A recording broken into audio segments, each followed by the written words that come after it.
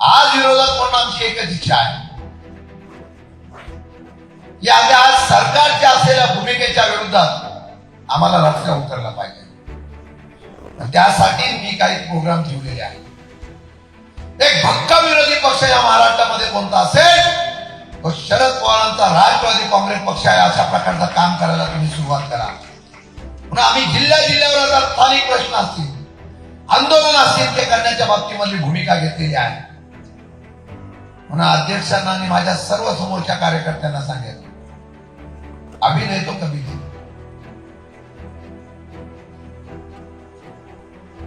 लढाई करायची. इतक्या लोकांना पक्षात घेतात, रोज हा पक्षात जातोय, तो रोज त्या पक्षात जातोय, रोज त्या पक्षात जातोय. भूक तरी त्या लोकांची,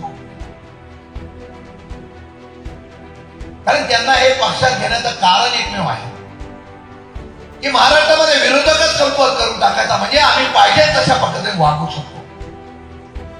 देशात आणि राज्यात सुद्धा अभिन नाहीये. ट्रम्पने परवाच्या दिवशी 25% कर लावला, आता तो 50% केला.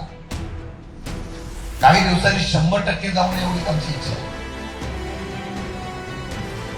देशाच्या असलेल्या नेतृत्वाला किती राहील आणि सरकारच्या माध्यमातून निर्णय घेण्याच्या प्रक्रियेमध्ये आता जागतिक वाढ होत असेल, त्याचा परिणाम वरिष्ठ पातळी होत नाही, त्याचा परिणाम खालच्या असलेल्या सर्वसामान्य जनतेवर. महागाई वाढली, वेगवेगळ्या प्रकारच्या आणि इतर राज्याचे दुष्पद आहेत त्यांना ताकद देण्याचा मोठ्या राष्ट्राने प्रयत्न केला.